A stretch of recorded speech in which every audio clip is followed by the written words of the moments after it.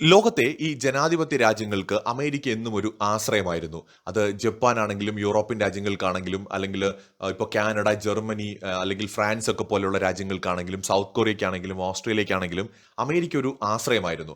അമേരിക്കയെ പിണക്കാതെ കൂടെ നിന്ന് കഴിഞ്ഞാൽ എല്ലാ കാലത്തും അമേരിക്കയുടെ ഒരു സംരക്ഷണം കിട്ടുമെന്ന് ഈ രാജ്യങ്ങളൊക്കെ കരുതുകയും ചെയ്തിരുന്നു. എന്നാൽ ട്രംപിന്റെ വരവോട് കൂടിയിട്ട് ഈ അമേരിക്കയുടെ സുഹൃത്ത് രാജ്യങ്ങൾ ഒരു കാര്യം തിരിച്ചറിഞ്ഞു. അമേരിക്കയുടെ ശത്രു രാജ്യമാവുന്നതായിരുന്നു ഇതിനേക്കാൾ നല്ലത് എന്ന്. സത്യം, പല രാജ്യങ്ങൾക്കും അങ്ങനെ ഒരു തോന്നൽ ഇപ്പോഴുണ്ട് അല്ലേ? കാരണം ചൈനയുടെ മേൽ പോലും ചുമത്താത്ത താരിഫ് ഭീഷണികളും വെല്ലുവിളികളുമാണ് എല്ലാ കാലവും അമേരിക്ക എന്ത് തീരുമാനിച്ചാലും കൂടെ നിന്നിട്ടുള്ള അവരുടെ സുഹൃത്ത് രാജ്യങ്ങളോട് ട്രംപ് കാണിച്ചത്. ട്രംപ് യൂറോപ്പിനെ ഭീഷണിപ്പെടുത്തി, ജപ്പാനെ ഭീഷണിപ്പെടുത്തി, അതുപോലെ സൗത്ത് കൊറിയയെ ഭീഷണിപ്പെടുത്തി, വിയറ്റ്നാമിനെ ഭീഷണിപ്പെടുത്തി, കണ്ണ് ഉരുട്ടിയും നെറ്റി ചുളിച്ചും തോക്ക് കാണിച്ചും ഈ രാജ്യങ്ങളെ വിരട്ടി ഈ രാജ്യങ്ങളെ കൊണ്ട് ഒരു വ്യാപാര കരാറിൽ ഒപ്പുവെപ്പിച്ചു.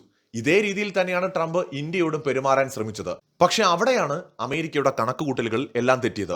ജപ്പാനെ പോലെയും സൗത്ത് കൊറിയയെ പോലെയും യൂറോപ്പിനെ പോലെയും ഒന്നും അല്ല ഇന്ത്യ എന്ന് മനസ്സിലാക്കുന്നതിൽ ട്രംപിന് വലിയ വീഴ്ച പറ്റി. ഇന്ത്യയുടെ മേൽ അമേരിക്ക താരിഫ് യുദ്ധം തുടങ്ങിയതോടെ ഇന്ത്യ അതിനെ സംയമനത്തോടെയാണ് നേരിട്ടത്. വൈകാരികമായിട്ടല്ല, വിവേകത്തോടെ, ബുദ്ധിപരമായി നേരിട്ടു. ഇന്ന് ഞാൻ ഈ വീഡിയോ ചെയ്യുമ്പോൾ നമ്മൾ കേൾക്കുന്ന വാർത്ത എന്താണ്? ഏകദേശം 40ഓളം പുതിയ കമ്പോളങ്ങൾ ഇന്ത്യ കണ്ടെത്തിയിരിക്കുന്നു. ഇന്ത്യയുടെ ടെക്സ്റ്റൈൽ മേഖലയ്ക്ക് കുതിച്ചു കയറാൻ വേണ്ടിയിട്ട്, അതും നേരത്തെ ഉണ്ടായിരുന്നതിനേക്കാൾ വലിയ ഗ്രോത്ത് പ്രതീക്ഷിക്കുന്ന 40 കമ്പോളങ്ങളെങ്കിലും മിനിമം ഇന്ത്യ കണ്ടെത്തിയിരിക്കുകയാണ്. അമേരിക്ക നമുക്ക് അവരുടെ വിപണി നമ്മുടെ മുമ്പിൽ താരിഫ് എന്ന് പറയുന്ന ഒരു വലിയ ഗേറ്റ് കൊണ്ട് അടച്ചു എന്ന് പറഞ്ഞ് നമ്മൾ കാല് പിടിക്കാൻ പോകുന്നില്ലെന്ന് മാത്രമല്ല, നമ്മൾ അതിനെ നേരിടാൻ സജ്ജമാണ്. കാരണം അമേരിക്കയുടെ ധാർഷ്ട്യത്തിനും ഭീഷണിക്കും ഒരിക്കൽ വഴങ്ങിക്കൊടുത്താൽ നമ്മുടെ ഗതി അതോ ഗതിയാണ്. നോക്കൂ, അമേരിക്കയുടെ സുഹൃത്തായിരുന്ന ജപ്പാനും സൗത്ത് കൊറിയയ്ക്കും അല്ലെങ്കിൽ യൂറോപ്പിനും ഒക്കെ എന്താണ് തിരിച്ചു കിട്ടിയത്? കാനഡയ്ക്ക് എന്താണ് തിരിച്ചു കിട്ടിയത്? അപമാനം മാത്രമല്ലാതെ അമേരിക്ക അപമാനിച്ചു. എന്നാൽ അമേരിക്കയുടെ ശത്രുവായിട്ടുള്ള റഷ്യയും ചൈനയും ബഹുമാനത്തോടെ മാത്രമേ അമേരിക്ക സംസാരിക്കുന്നുള്ളൂ.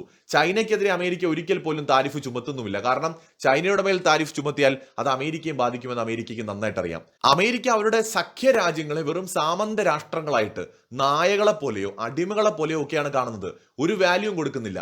അമേരിക്ക അവരെ എതിർക്കുന്ന രാജ്യം അത് ഉത്തര കൊറിയ ആണെങ്കിൽ പോലും അതിനോട് ബഹുമാനം കാണിക്കുന്നു. ഉത്തര കൊറിയൻ പ്രസിഡന്റ് കിം ജോങ് ഉന്നിനോട് ഡൊണാൾഡ് ട്രംപ് കാണിച്ച ബഹുമാനം യൂറോപ്പിലെ ഒരു നേതാവിനോടും ട്രംപ് കാണിച്ചിട്ടുണ്ടാവില്ല. ഞാനൊന്ന് അങ്ങോട്ട് കയറിക്കോട്ടെ, അതിലൂടെ ഞാൻ ഈ ലോകത്തിലെ ആദ്യത്തെ അമേരിക്കൻ പ്രസിഡന്റ് ആവും, ഉത്തര കൊറിയയിൽ കാലുകുത്തുന്ന പ്രസിഡന്റ്.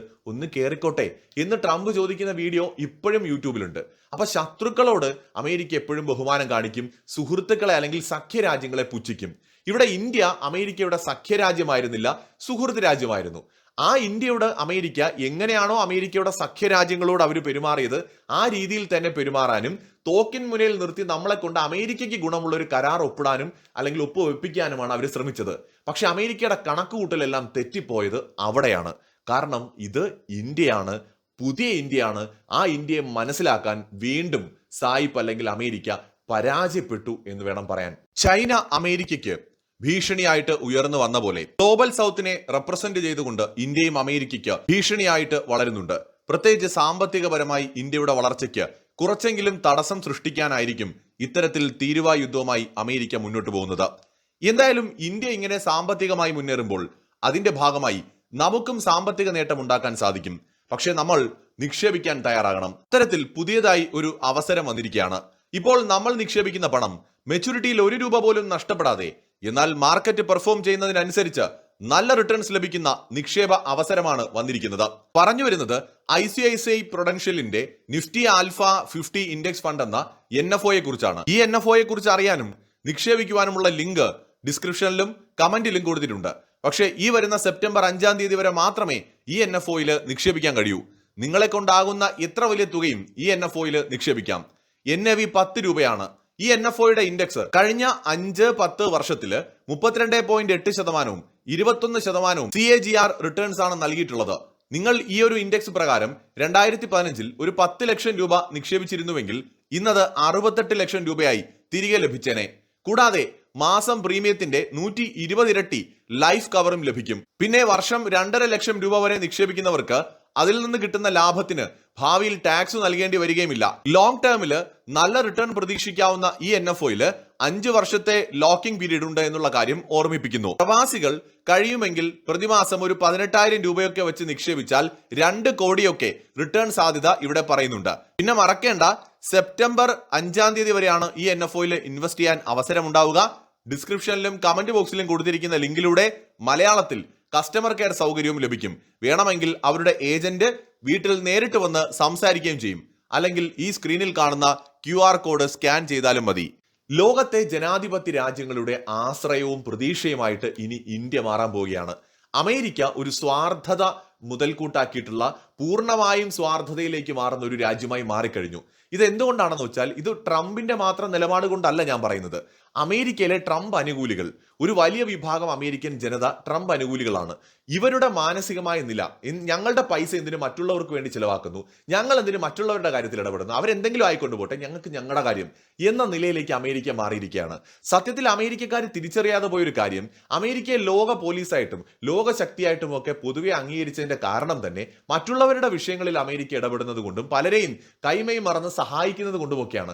സഖ്യരാജ്യങ്ങൾക്ക് ഒരു ആവശ്യം വന്നാൽ സാമ്പത്തികമായും സൈനികമായും ഒക്കെ സഹായിക്കുന്ന അമേരിക്കയോടാണ് ലോകരാജ്യങ്ങൾക്ക് വിധേയത്വം ഉണ്ടായിരുന്നത്. എന്നാൽ സ്വാർത്ഥമോഹികളായിട്ടുള്ള അമേരിക്കയോട് ആർക്ക് എന്ത് വിധേയത്വമാണ് തോന്നുക? ഇന്ത്യയുടെ പ്രധാനമന്ത്രി നരേന്ദ്രമോദി ചൈനയിലേക്ക് പോകുന്നുണ്ട്. അതിനു മുമ്പ് അദ്ദേഹം ജപ്പാൻ സന്ദർശിക്കുന്നുണ്ട്. ഇന്ത്യയുടെ ഫോറിൻ പോളിസിയിൽ ലോകത്ത് വളരെയധികം ആകൃഷ്ടരായിട്ടുള്ള രാജ്യങ്ങളിൽ ജപ്പാനും ജർമ്മനിയും ഓസ്ട്രേലിയയും ഒക്കെ ഉൾപ്പെടുന്നുണ്ട് എന്നുള്ളത് ഇൻട്രസ്റ്റിംഗ് ആയിട്ടുള്ള കാര്യമാണ്.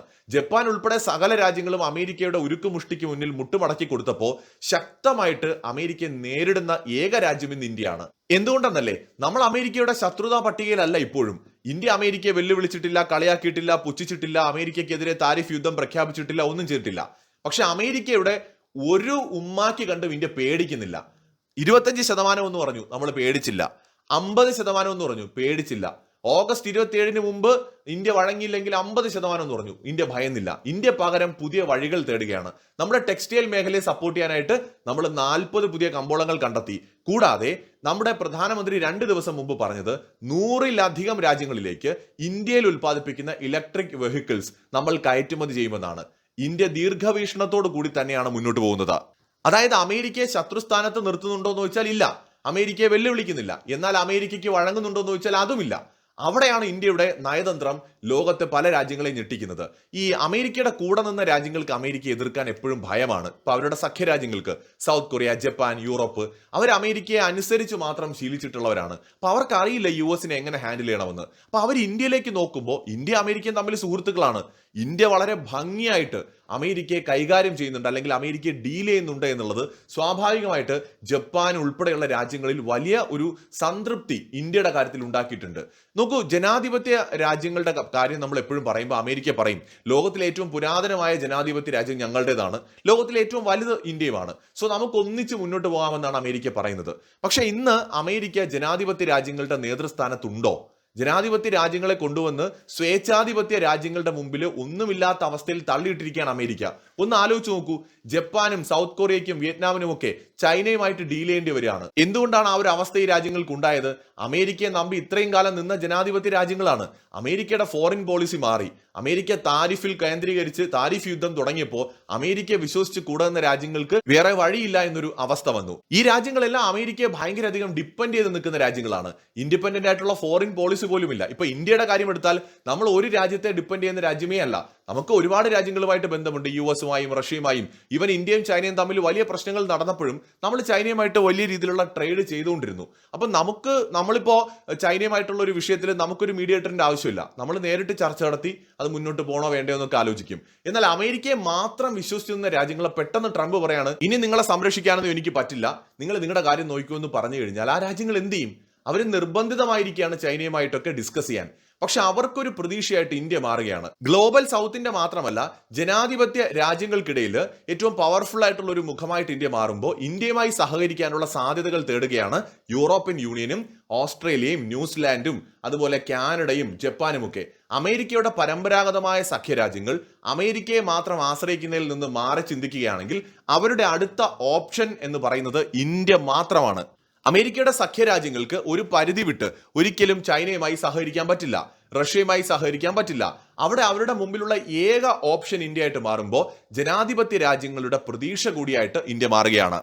ഈ അമേരിക്കൻ സഖ്യരാജ്യങ്ങൾക്ക് റഷ്യയും ചൈനയും നേരത്തെ എങ്ങനെയായിരുന്നോ അതുപോലെയാണ് ഇപ്പോൾ അമേരിക്കയും. കാരണം താരിഫിന്റെ പേരും പറഞ്ഞ് ഭീഷണിപ്പെടുത്തിയാണ് ട്രംപ് ഈ രാജ്യങ്ങളെ കൊണ്ട് കരാറുകൾ ഒപ്പുവെപ്പിച്ചിരിക്കുന്നത്. എന്നാൽ ഈ കരാറിൽ ഒപ്പിടാത്ത ഏക രാജ്യം ഇന്ന് ഇന്ത്യയാണ്. ട്രംപിന്റെ ഉപദേശകരിൽ ഒരാൾ ഇന്നലെ പറഞ്ഞത് എന്താണ്? ഇന്ത്യ ആദ്യം സൈൻ ചെയ്യുമെന്നാണ് വിചാരിച്ചത് എന്ന്. ഇന്ത്യ ആദ്യം സൈൻ ചെയ്തില്ല എന്ന് മാത്രമല്ല, അവസാനവും സൈൻ ചെയ്യാനായിട്ട് ഇന്ത്യ ഉണ്ടായില്ല എന്നുള്ളതാണ് ഇവിടുത്തെ ഇൻട്രസ്റ്റിംഗ് കാര്യം. അമേരിക്കയുടെ ഉമ്മാക്കി കണ്ട് പേടിക്കുന്ന രാജ്യമല്ല ഇന്ത്യ. അമേരിക്ക ഇതുവരെ കണ്ടിട്ടുള്ളത് അവരുടെ സഖ്യരാജ്യങ്ങളെയും ശത്രു രാജ്യങ്ങളെയും മാത്രമാണ്. ഇതിന്റെ രണ്ടിന്റെയും ഇടയിലുള്ള മ്യൂച്വൽ റെസ്പെക്ട് ഡിസർവ് ചെയ്യുന്ന ഒരു ശക്തിയായ ഇന്ത്യ അമേരിക്ക മനസ്സിലാക്കുന്നതിൽ ഈ വട്ടവും പരാജയപ്പെട്ടിരിക്കുകയാണ്. ഇന്ത്യ അമേരിക്കയുടെ ശത്രു ആകാനും പോകുന്നില്ല, അമേരിക്കയ്ക്ക് വഴങ്ങുന്ന സഖ്യരാജ്യമാകാനും പോകുന്നില്ല. സ്വതന്ത്രമായ ഫോറിൻ പോളിസിയുമായിട്ട് നമ്മൾ മുന്നോട്ട് പോകും. അമേരിക്ക അവരുടെ വാതിലുകൾ നമ്മുടെ മുമ്പിൽ കൊട്ടിയടച്ചാൽ മറ്റു വാതിലുകൾ തുറന്നുകൊണ്ട് അമേരിക്കയിൽ ഉണ്ടായ പ്രശ്നങ്ങളെ അല്ലെങ്കിൽ അമേരിക്ക കാരണം ഉണ്ടായ നഷ്ടങ്ങളെ നികത്താനുള്ള വഴി ഇന്ത്യക്കുണ്ട്. ആ വഴിയിലൂടെ ഇന്ത്യ മുന്നോട്ട് പോകുമ്പോൾ തീർച്ചയായിട്ടും ലോകരാജ്യങ്ങൾ നമ്മളെ ഉറ്റുനോക്കുകയാണ്. പ്രധാനമന്ത്രി നരേന്ദ്രമോദി ചൈനയിൽ പോകുന്നതിന് മുമ്പ് ജപ്പാനിൽ പോകുന്നു എന്ന് പറയുന്നത് വെറുതെ അല്ല. ഇന്ത്യയും ജപ്പാനും ജർമ്മനിയും അതുപോലെ യൂറോപ്പും കാനഡയും ഒക്കെ ആയിട്ടുള്ള ബന്ധം കൂടുതൽ ശക്തമാകാനുള്ള സാധ്യതകളാണ് ഇപ്പോൾ ലോകത്തുണ്ടായിക്കൊണ്ടിരിക്കുന്നത്. ജനാധിപത്യ രാജ്യങ്ങളുടെ നേതൃത്വത്തിലേക്ക് നമ്മുടെ ഇന്ത്യ പടിപ്പടിയായിട്ട് ഉയർന്നു വരികയാണ്. ഈ വീഡിയോയുടെ തുടക്കത്തിൽ പറഞ്ഞ നിക്ഷേപ അവസരത്തെക്കുറിച്ച് ഒന്നുകൂടി ഓർമ്മിപ്പിക്കുന്നു.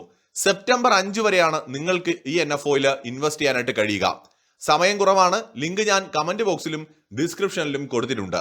ഇതിൽ പോയി കാര്യങ്ങൾ വായിച്ചു മനസ്സിലാക്കി ഇൻവെസ്റ്റ് ചെയ്യാവുന്നതാണ്. അതല്ലെങ്കിൽ സ്ക്രീനിൽ കാണുന്ന ഈ QR കോഡ് സ്കാൻ ചെയ്താലും മതി.